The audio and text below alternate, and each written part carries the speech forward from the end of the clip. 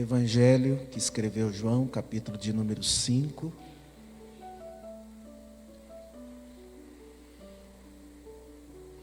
E eu quero ler o verso de número 39. Um texto que para muitos de nós é bem familiar. Evangelho de João, capítulo 5, verso de número 39. Nos diz assim as Escrituras: examinai as Escrituras, porque julgais ter nelas a vida eterna, e são elas mesmas que testificam de mim. Vou repetir o texto para a gente gravar bem. Examinai as Escrituras, porque julgais ter nelas a vida eterna, e são elas mesmas que testificam de mim. Quantos podem dizer amém? Muito bem, quero que você permaneça com a sua Bíblia aberta, pois esse texto aqui nos parece muito familiar.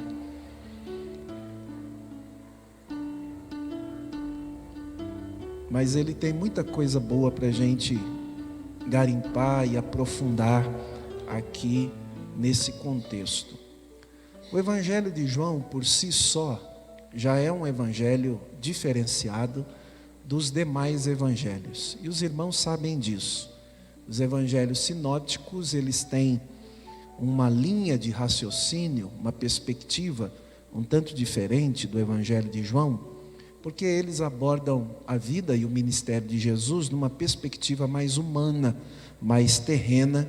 E quando a gente olha para o Evangelho de João, nós vamos ver aqui João falando de Jesus como o Filho de Deus, como o verdadeiro Filho de Deus, e apresentando Jesus desta forma, como o próprio Deus encarnado entre nós, conforme 1 João aí, primeiro capítulo do Evangelho de João, dá uma olhadinha aí, capítulo 1 de João, verso 1, diz: no princípio era o Verbo, e o Verbo estava com Deus, e o Verbo era Deus.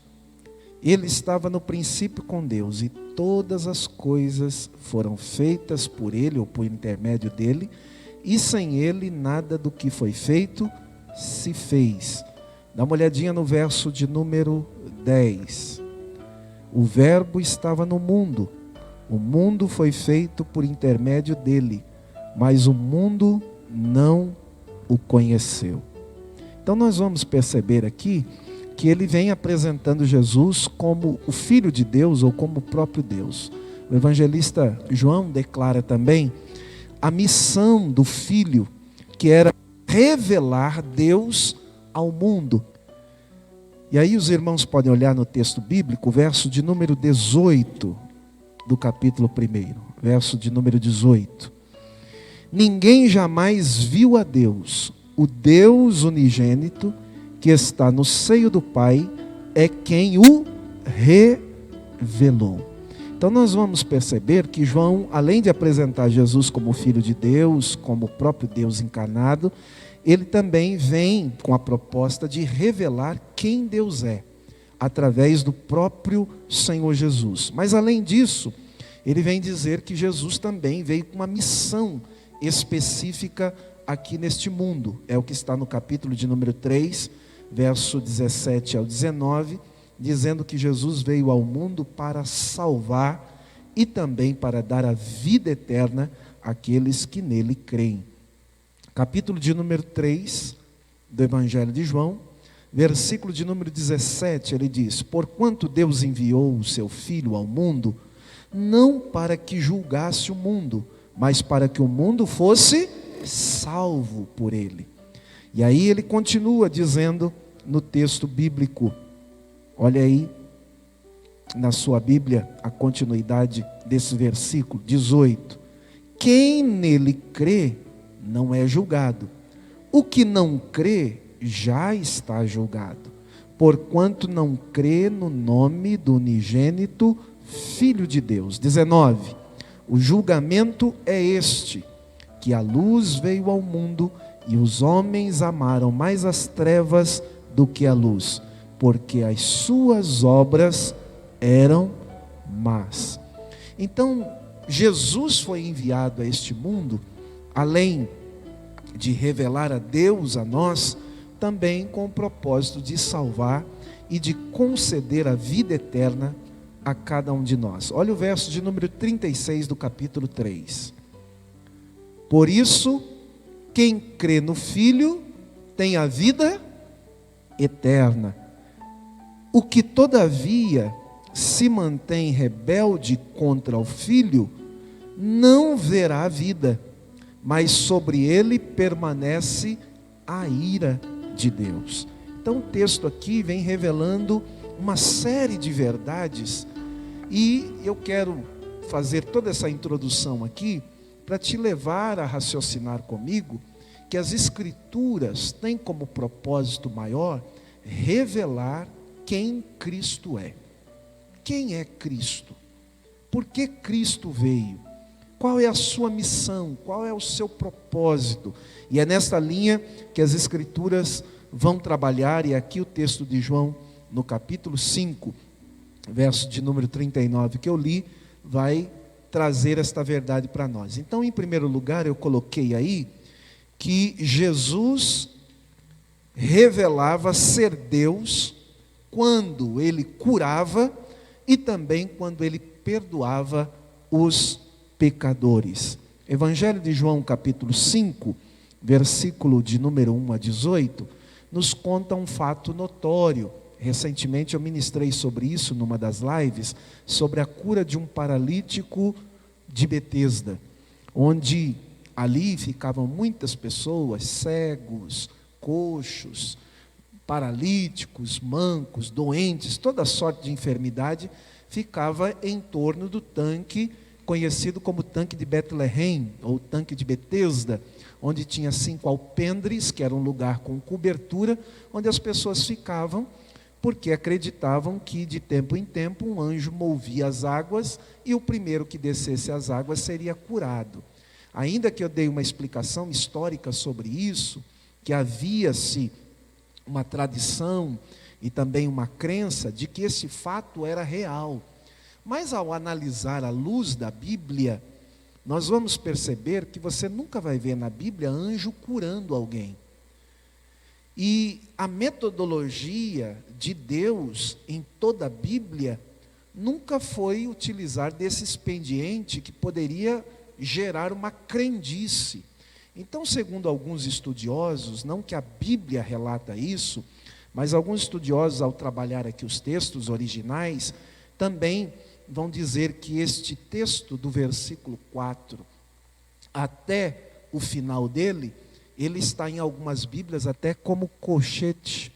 E no versículo de número 4 tem um colchete aí, que na literatura ou na linguagem literária significa que o autor aqui, ou quem estava escrevendo, abre-se uma aspas aqui, ou um colchete, para dizer que ele faz uma inferência, um pensamento próprio, para dizer que existia um fato cultural na época. Não que ele está fazendo uma afirmação. Por quê?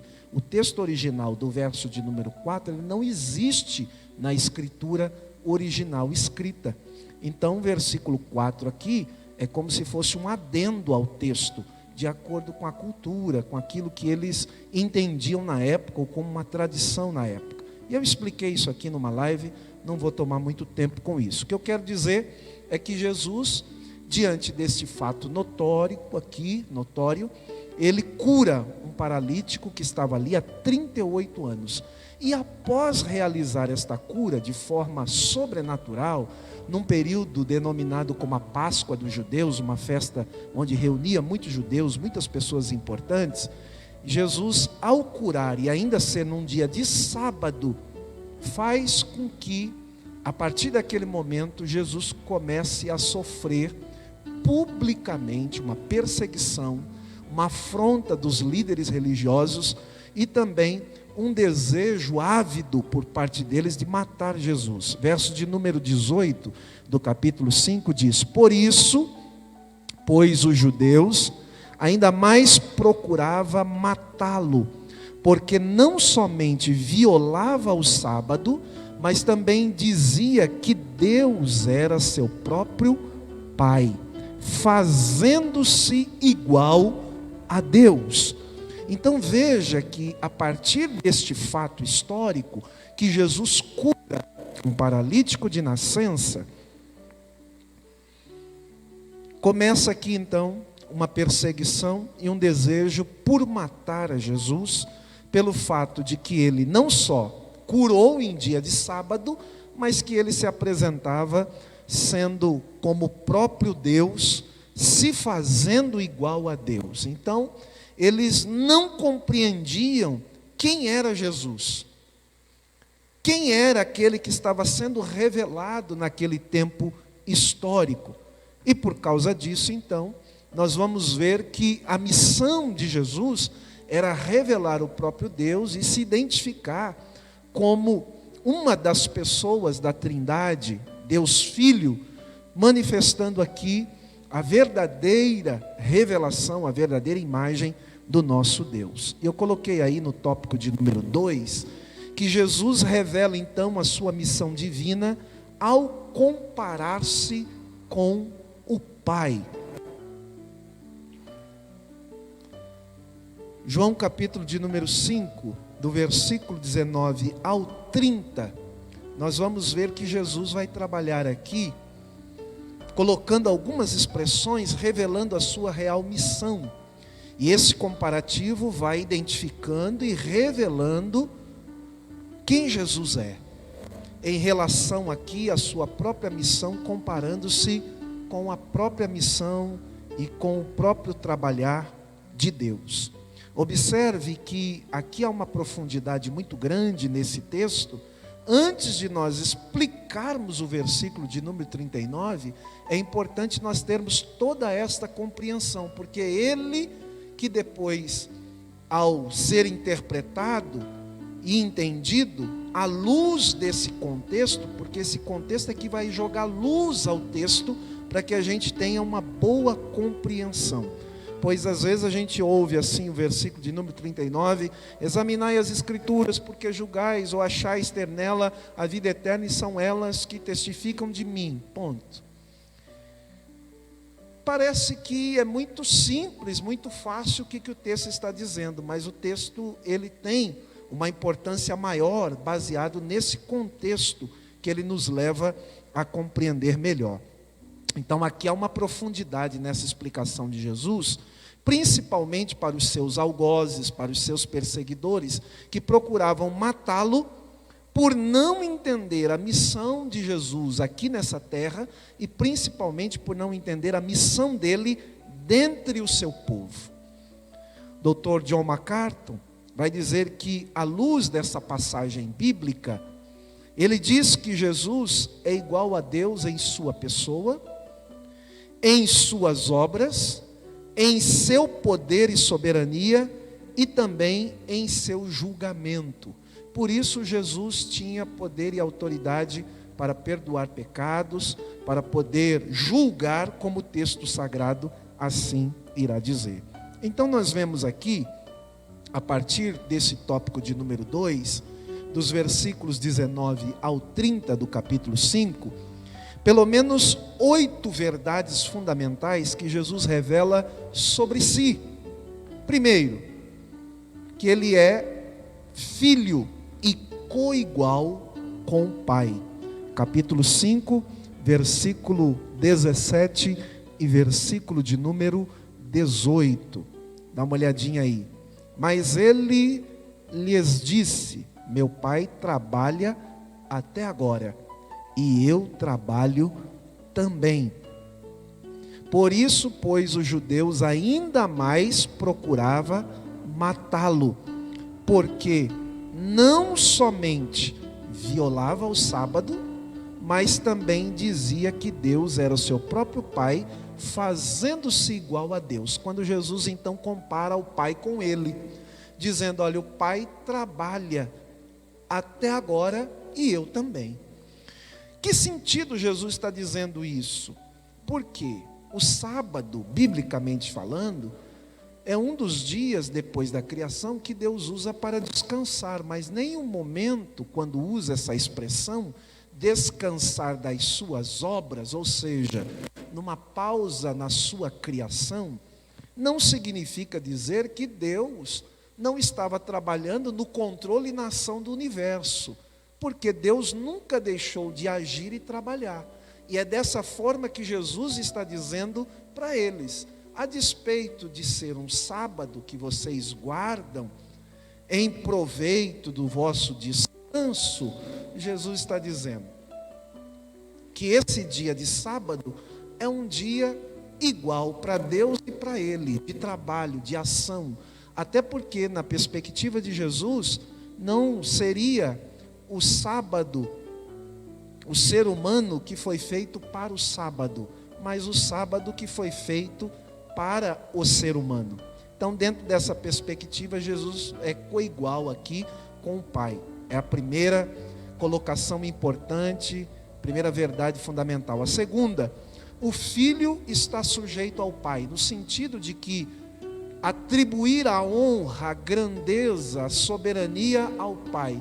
Por isso que algumas vezes, quando Jesus era perguntado, ele disse: essas coisas pertencem ao Pai, ao conhecimento do Pai. Não é que Jesus não sabia, porque Jesus, mesmo sendo homem, também se revelou e se demonstrou sendo Deus, ainda que ele abriu mão, por muitas vezes, de alguns atributos, de outros não, revelando a sua deidade. Por exemplo, a sua onisciência. Jesus sabia o que as pessoas pensavam? Sim ou não?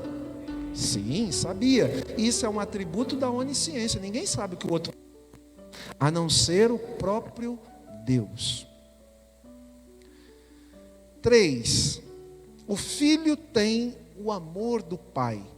A terceira colocação importante aí do capítulo 5, verso de número 20. Porque o Pai ama ao Filho e lhe mostra tudo o que faz, e maiores obras do que estas lhe mostrará, para que vos maravilheis. Verso de número 20, então, vai deixar bem claro que o Filho, ele tem esse amor do Pai. Quando usa a expressão aqui de amor, fala de uma relação recíproca, de que um corresponde com o mesmo amor que o outro. E para isso, os judeus ficavam loucos com essas expressões. 4. O Filho dá vida aos mortos espirituais. Versículo de número 21 e 25. Pois assim como o Pai ressuscita e vivifica os mortos, olha como Jesus se compara com Deus aqui. Assim também o Filho vivifica aqueles a quem quer. Quando ele usa a expressão de vivificar aqui, ele está falando de um tipo de vida que só Deus pode dar para aqueles que são mortos espirituais. E Jesus também diz ser capaz de dar vida como o próprio Deus assim dá a vida. Verso 25.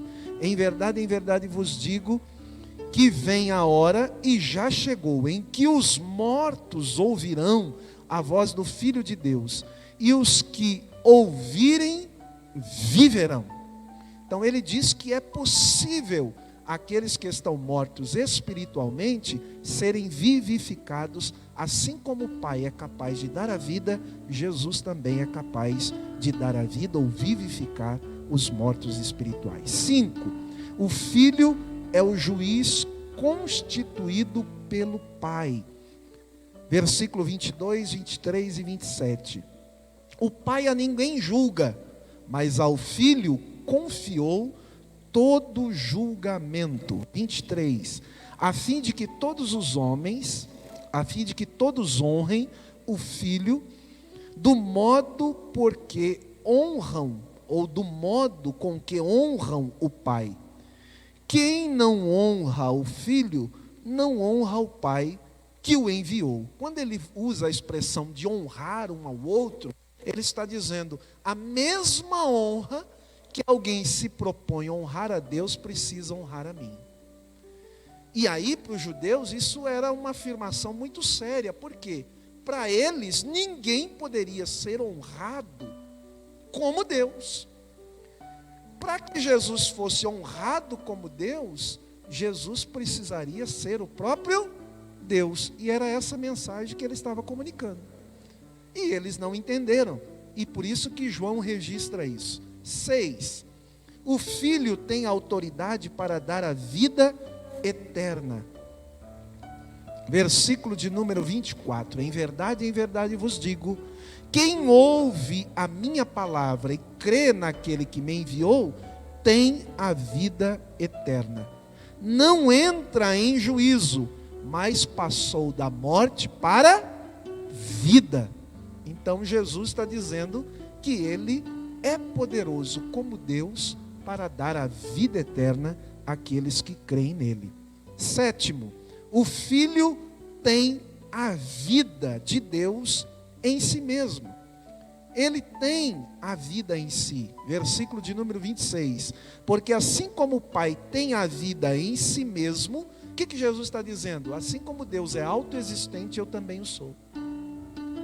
E aí ficava uma confusão muito grande, porque como pode? Se Deus é um ser grandioso, soberano, um ser extraordinário, para além das limitações físicas, como alguém que está aqui em carne e osso pode dizer que é autoexistente? Isaías, na sua revelação, vai dizer, né?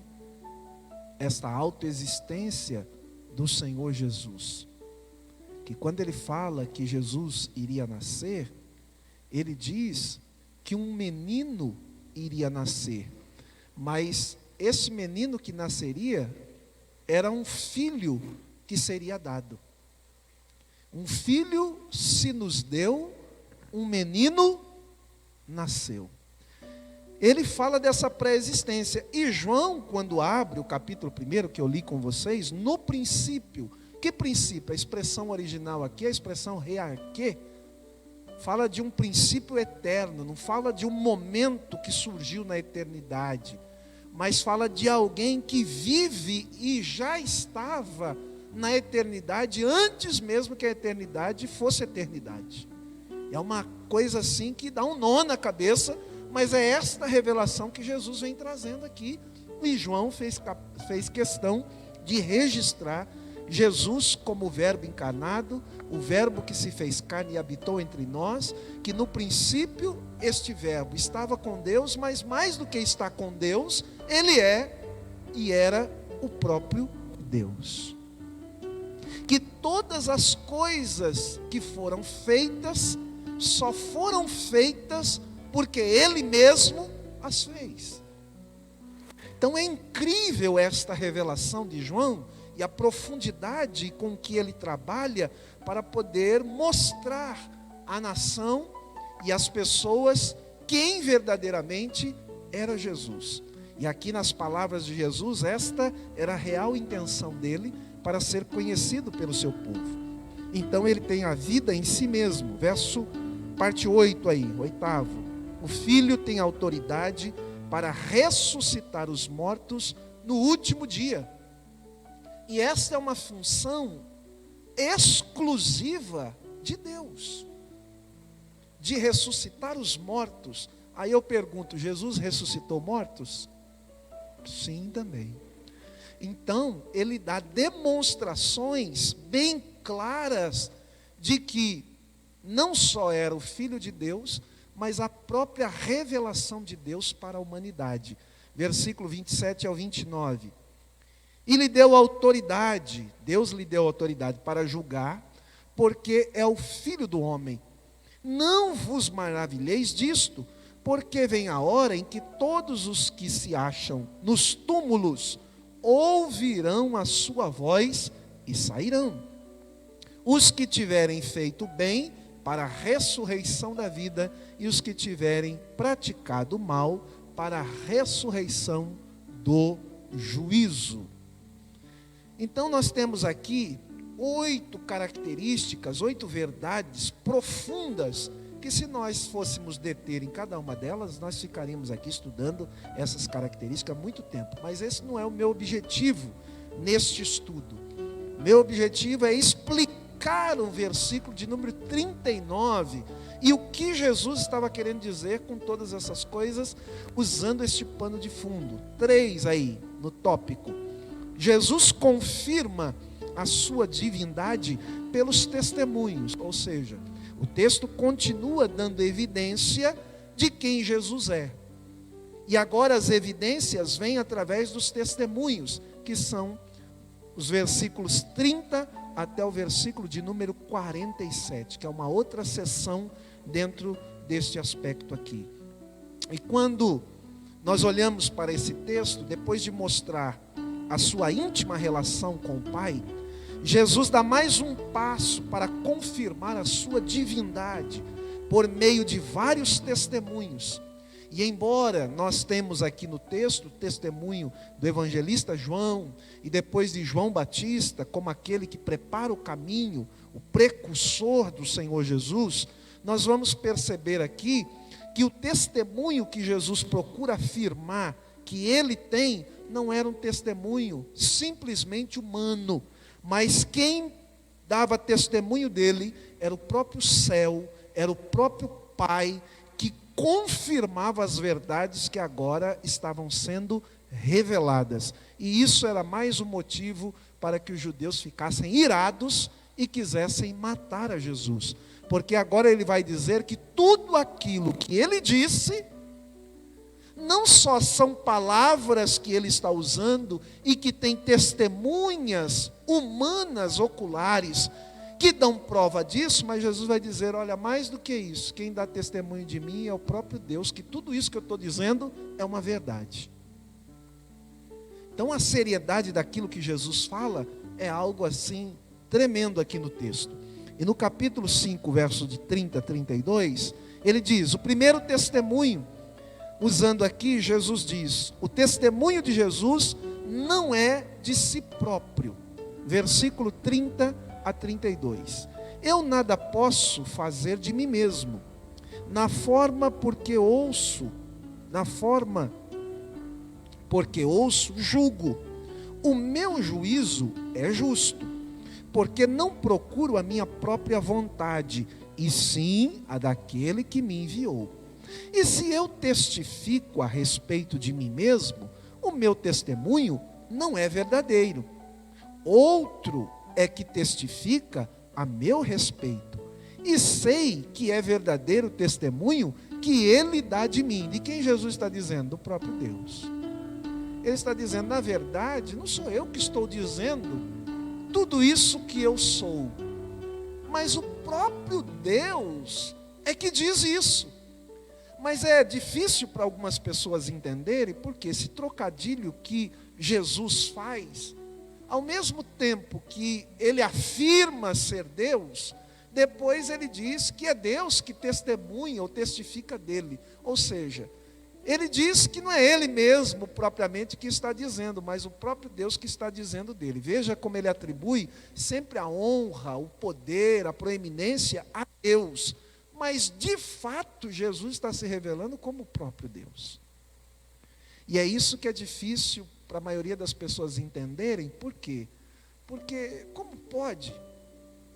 Ao mesmo tempo que ele fala e se revela como Deus, ele atribui a honra, a glória ao Deus que as pessoas entendiam como Deus de Israel, o Deus Jeová, o Deus todo grandioso, e agora vem se revelar como um ser humano.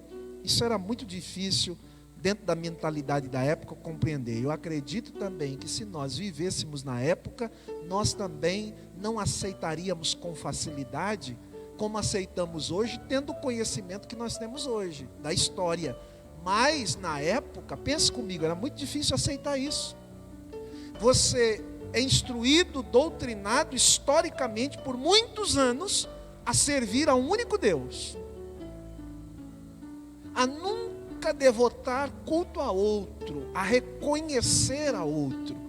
E tantas vezes o povo de Israel foi punido por causa disso, por causa da idolatria, por causa do desvio, da sua vida espiritual, voltando-se para outros deuses, e quantas punições esse povo sofreu. Aí de repente vem Jesus, dizendo que ele está revelando a Deus, que na verdade Deus vem chancelando tudo aquilo que ele é, ele tem poder para curar, ele tem poder para perdoar pecado, ele tem poder para dar vida a quem não tem vida, ele tem poder no mesmo pé de igualdade do trabalho do Pai, ele também realizar os mesmos trabalhos. Ele diz: e obras maiores eu farei entre vós. Quer dizer, é muita ousadia ouvir alguém falando desta forma, sem ter a atitude daqueles homens. E na verdade a atitude deles acabavam, entre aspas, sendo justificada. Por quê? Porque era muito difícil compreender.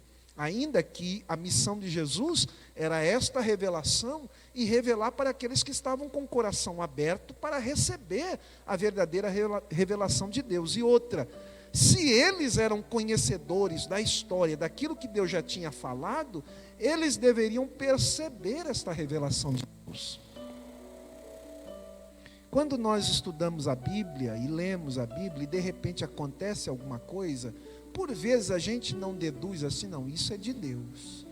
Nossa, isso aqui, olha, eu vejo que é Deus falando. A gente não tem essas colocações, e por outras vezes a gente diz: isso aqui eu acho que não é de Deus. A gente tem essa sensibilidade de muitas vezes discernir e tentar definir o que é de Deus e o que não é. E eles, por aquilo que eles arrogavam ser, eles deveriam ter esta compreensão, ainda que parecesse muito difícil. Mas aí Jesus continua dizendo: olha, o testemunho que eu tenho também, aqui é o testemunho de João Batista, versículo 33 ao 35. Mandastes mensageiros a João, e ele deu testemunho da verdade. Eu, porém, não aceito humano testemunho. Digo-vos, entretanto, estas coisas para que sejais salvos. Aí ele coloca aí no verso 34, né? No verso 35. Ele era a lâmpada que ardia e alumiava. E vós quisestes por algum tempo alegrar-vos com a sua luz. Está dizendo daqueles que seguiam a João. Porque João batizava, porque João anunciava e pregava. E alguns chegaram a ir até João e perguntar para ele: tu és o Cristo? Ele diz: não, eu sou a voz que clama no deserto. Ele vai dizer: eu sou aquele que se alegra com a vinda daquele que era prometido, como um noivo que se alegra como ver uma noiva. Ele vai dizer que na verdade ele não era o Cristo, mas que ele foi levantado e anunciado profeticamente que ele prepararia o caminho, né, do Messias, do Salvador. Verso de número 36, parte B. Porque as obras que o Pai me confiou para que eu as realizasses, essas eu faço. Testemunham, e essas obras que eu faço, testemunham a meu respeito, de que o Pai me enviou. Então Jesus vai deixar bem claro aqui que, a despeito do testemunho de João, o testemunho maior que referendava quem ele era do próprio Deus. E aí, 3.3, o testemunho através das suas obras, capítulo 5, verso de número 36. Mas eu tenho maior testemunho do que o de João. Por quê? Porque João era um testemunho importante? Sim. E João era aquele que testemunhou do próprio Cristo? Sim, também. Mas ele vai dizer aqui: olha, eu tenho um testemunho maior do que o de João, que é o testemunho das obras, cujo Pai confiou a mim. E esse testemunho demonstra quem de fato eu sou. Lembra que certa feita Jesus diz: olha, vocês não creem em mim? Creiam pelo menos pelas obras que eu faço. Porque as obras revelavam quem Jesus era. porque não era qualquer obra que Jesus fazia. 3:4, o testemunho do Pai, 37 e 38. O Pai que me enviou, esse mesmo tem me dado testemunho de mim. Jamais tendes ouvido a sua voz, nem vistes a sua forma. Também não tendes a sua palavra permanentemente em vós, porque não credes naquele quem ele enviou. Então Jesus está aqui confrontando esses religiosos, esses fariseus, escribas, doutores da lei, judeus que não acreditavam nele e queriam de fato matá-lo por aquilo que ele tinha realizado, como a cura daquele homem no tanque de Betesda, e depois por fazer afirmações que ele era coigual com o Pai, e também por ter realizado esta cura no sábado. Então eles desejavam matar a Jesus. E Jesus, depois de dar todas essas explicações, ele usa o versículo de número 39, abrindo aqui uma nova sessão, dizendo: examinai as Escrituras, porque julgais ter nela a vida eterna, e são elas que testificam de mim. Quando ele usa essa expressão, nós podemos aqui, primeiro, lembrar, e isso é um fato e a gente não pode negar, que se tem um povo, historicamente, que valorizou as Escrituras, no sentido de estudá-las, de pesquisar, de se deter sobre ela, esse povo é o povo judeu. Historicamente falando, eles foram os guardiões das Escrituras, desde quando elas eram orais. Ou seja, não era escritura ainda, escriturística, mas era a Bíblia oralmente, ou seja, passado de pai para filho, ensinado de pai para filho. E então eles eram dedicados ao estudo das Escrituras, não temos dúvida disso. Tanto que na Bíblia nós vamos ver rabinos, doutores da lei, pessoas habilitadas para estudar as Escrituras. E as Escrituras aqui citadas por Jesus não são as Escrituras do Novo Testamento, porque ele ainda não tinha sido escrito. As Escrituras aqui está falando a respeito do Antigo Testamento. Era a lei entregue por Deus a Moisés, conhecido como Decálogo, e mais tarde chamado pelos judeus de Torá, que era a lei. E os judeus eram muito orgulhosos e até se inflavam, se ufanavam por serem conhecedores da lei. E conhecedores profundos eles se consideravam. E antes da vinda de Cristo, eles davam grande ênfase à exposição, ao estudo, às humilhas, às interpretações, comparando com os segredos que eles descobriam ao estudar os textos históricos, o cumprimento das profecias, preceitos, tradições dos anciãos e daí por diante. Tanto que nós temos nomes históricos que foram registrados na história, que fizeram muito bem nisso, como o Rabino Hillel, como Gamaliel, que também é citado na Bíblia. Nós temos o outro rabino, que era desse período também, do Sinédrio, entre o ano 30, ano 40, antes de Cristo, que é o rabino Akiba, que alguns chamam até de Akiva, que era o sucessor originário aqui de Hillel, que juntos, ao estudar e ao compilar textos antigos, eles criaram aquilo que é chamado da Mishnah, que era a lei oral, que foi transcrita, que foi escrita por eles. Eles registraram como documento histórico a Mishnah, que era a tradição oral, passada de pai para filho, guardada por gerações. E depois disso veio a Guimera, ou Gemera, como eu coloquei aí, que foi a compilação pelos rabinos entre os anos 200 e 500 depois de Cristo, com base nesta Mishnah, que através dessa Gemera, eles fizeram compilações e comentários importantes que foram surgindo no decorrer da história desta própria Mishnah.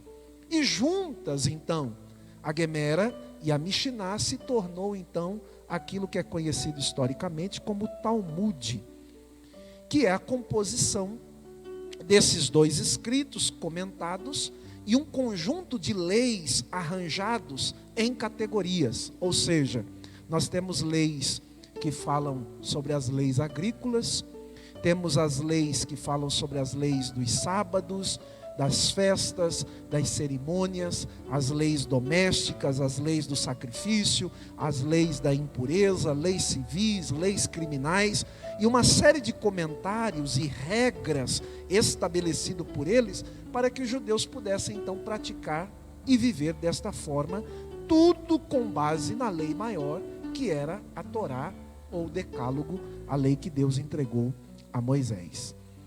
E mais tarde então surgiu aquilo que nós chamamos da Midrash. Hoje está muito comum essa questão do judaísmo, e até em algumas igrejas evangélicas que querem ressuscitar o judaísmo dentro delas, e eles acabam transformando a igreja evangélica numa igreja evangélica judia, e com tradição, com kippah, com shofar, com arca da aliança, e também até valorizando esses textos mais judaicos e as suas tradições, cujas livrarias hoje têm muito material disso e que muita gente está usando para poder entender a tradição e interpretar algumas coisas.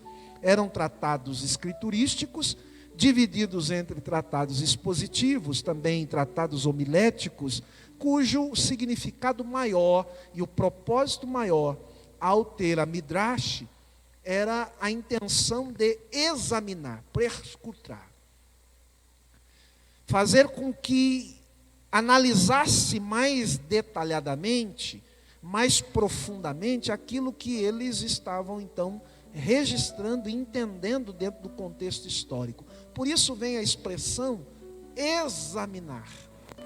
Essa expressão usada por Jesus não é uma expressão à toa. Por quê? Porque Jesus está tomando aqui aquilo que para eles era muito precioso, aquilo que para eles era algo fundamental. Por isso Jesus usa a expressão, examinai as Escrituras. Agora, o que faz a diferença no texto aqui é a desinência verbal do texto. Como assim, pastor?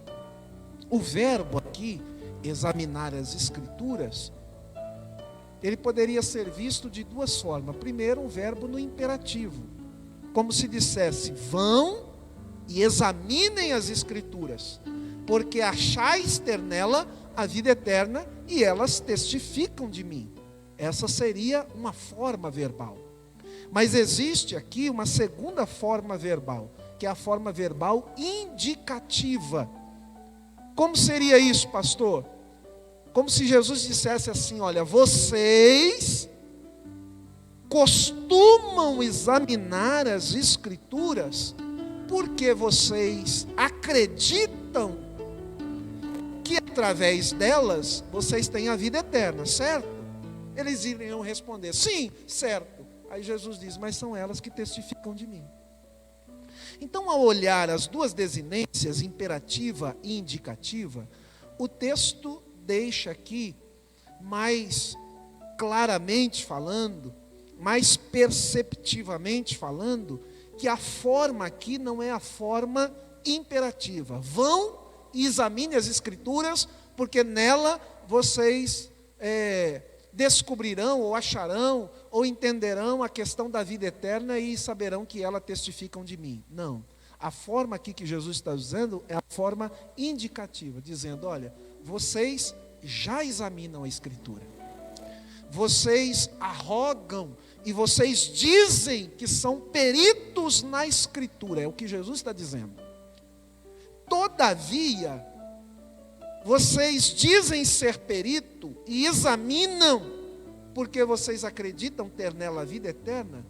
Todavia, ao examiná-la, até hoje vocês não entenderam que elas testificam de mim. É esta compreensão que Jesus está tentando passar para aqueles homens.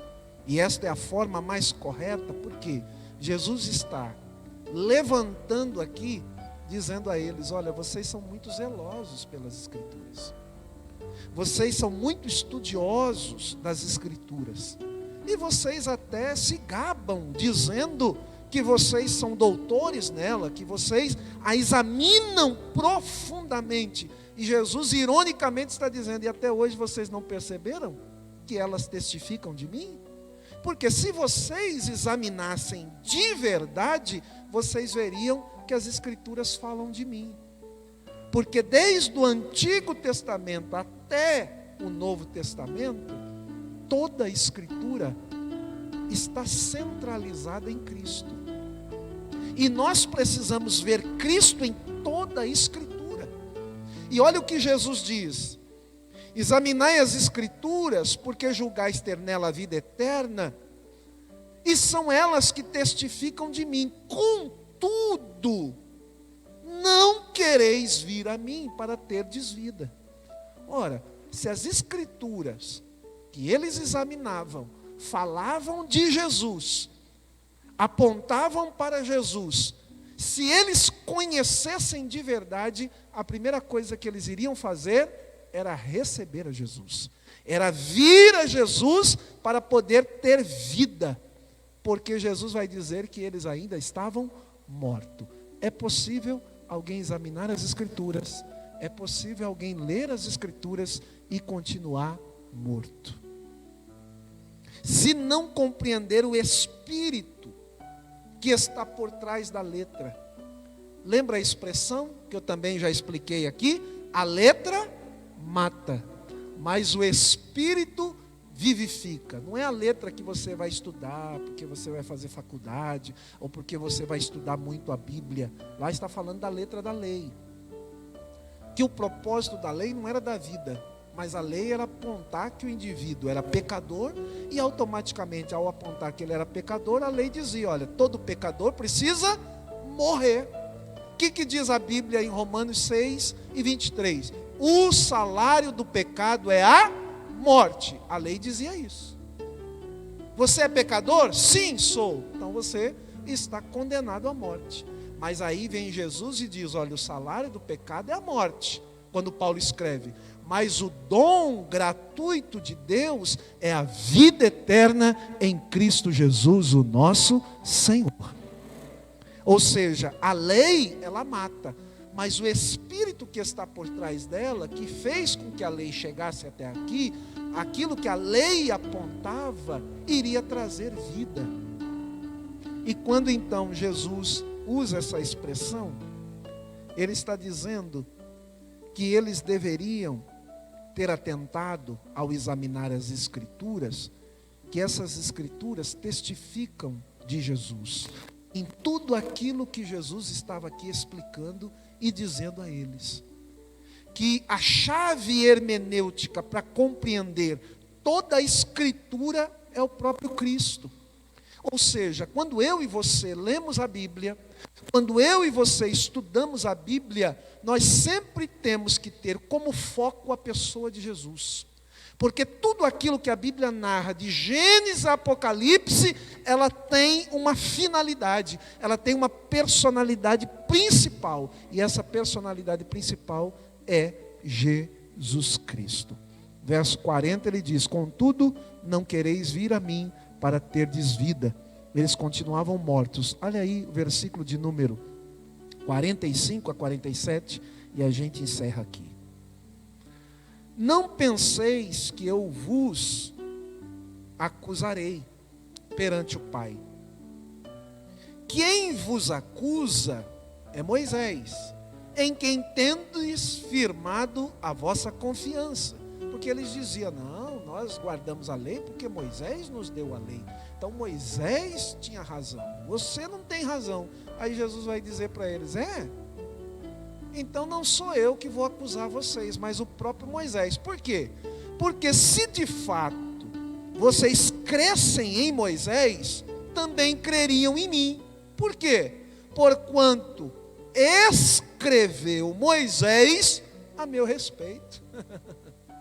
Não tinha como fugir, né? Se porém não credes nos seus escritos, como crereis nas minhas palavras? Disse Jesus. Ora, se vocês dizem que creem em Moisés, Moisés escreveu sobre mim. E se vocês agora não creem no que Moisés escreveu, como vocês crerão nas minhas palavras? Por isso, ele diz: examinai as Escrituras, porque julgais ter nela a vida eterna, e são elas que testificam de mim. Toda análise das Escrituras, ao final, precisam revelar quem Cristo é. Pois, se as Escrituras que nós lemos não revelar quem Cristo é, a sua missão, o que Ele fez e o que Ele pode fazer, nós não estamos lendo as Escrituras como deveríamos.